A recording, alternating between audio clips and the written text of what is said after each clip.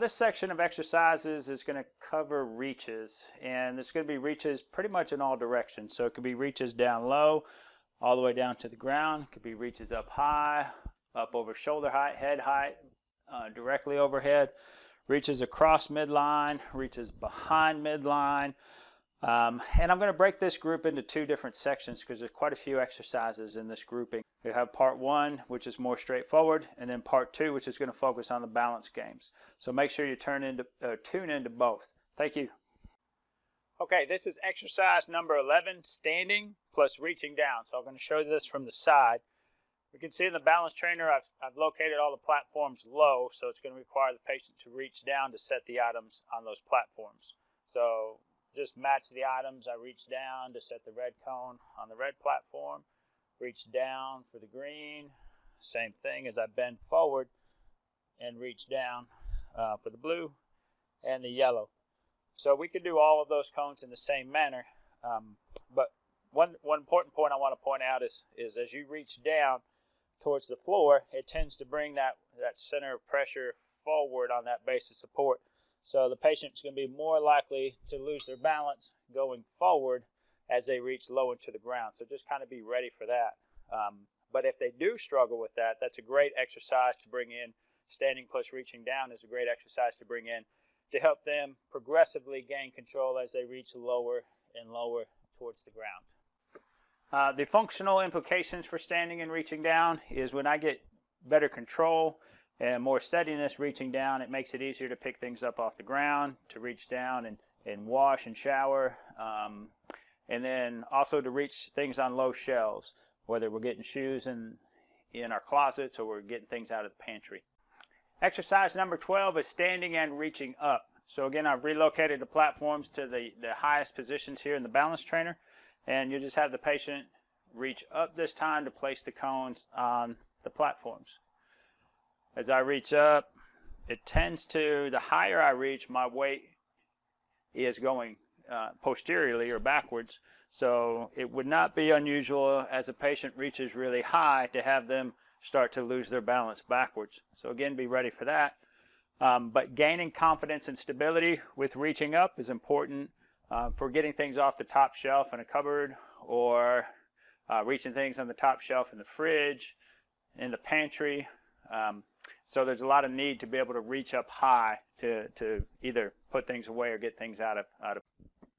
This exercise is overhead reaching. You can see with the setup we have the rack on the balance trainer to allow us to reach directly overhead, which would be similar if you had to change a light bulb or sometimes work the controls on your ceiling fan. But the rack has 4 rungs, so we could go in the same primary colors we've worked in the past. Yellow tends to be easiest, so it'll be closest. Red, green, and then you can see I'm working more than overhead. I'm actually getting a back bending motion going there for blue. So there's just 3 of each, and we're trying to work left and right hands equally. And you might find a different setup where you can work overhead reaching. The benefit of just illustrating this to you is so you can get an idea that it's more than just overhead height. It's actually directly or behind that overhead position.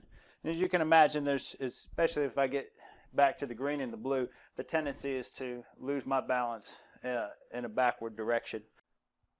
Exercise 14 is standing plus far reaching. So I want to get back in the trainer, so that way I have to stretch and reach further forward. And I'm kind of tall, so I'm going to step back.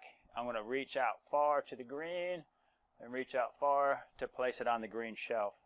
Reach out far for the yellow and reach out far again. Of course, reaching far out in front of the body shifts the weight forward. You'll probably feel the heels kind of come up a little bit. But gaining steadiness with far reaching is important for getting things that might be deep in a pantry, particularly if there's storage items in between you and what you're reaching for. Deep into the fridge, getting stability with that to get those items as you need them. So that's standing plus far reaching. This is standing and reaching across midline. I'm going to reach across midline in that sagittal plane where I'm bringing my right hand to deliver the yellow and blue cones, and I'm going to use my left hand for the green and the red. So I'll just demonstrate a couple of cones. What you should notice though is as I deliver these cones, everything is pretty easy for me. You're not seeing any signs of unsteadiness. So I'm going to adjust the platforms a little bit higher and a little bit further back. We could even go a little bit lower. But that's one nice thing, is these are easy to adjust on the fly. So if we want to make some subtle changes like that, we can.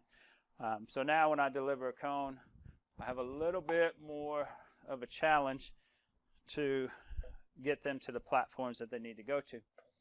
You can still see I probably can do even a little bit lower and a little bit further back.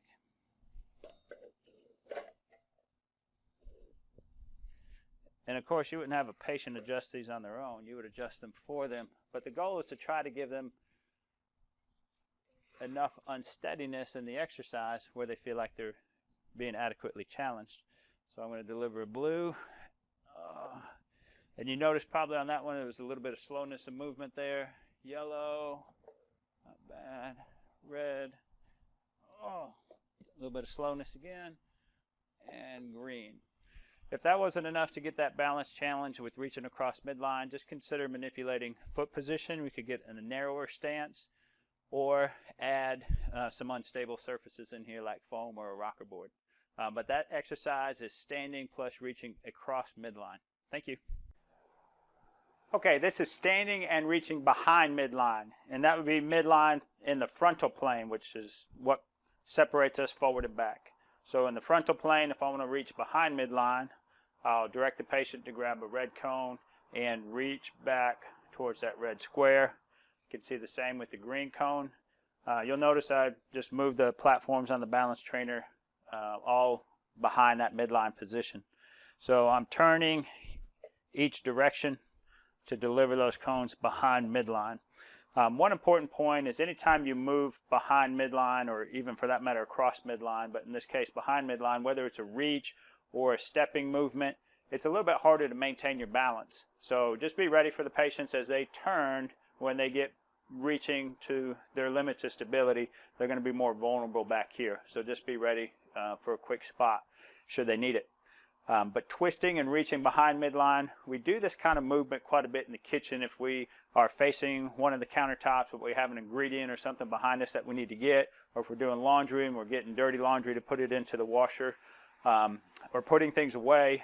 But there's a lot of value in being able to maintain steadiness with rotating, twisting, plus reaching behind midline in the frontal plane.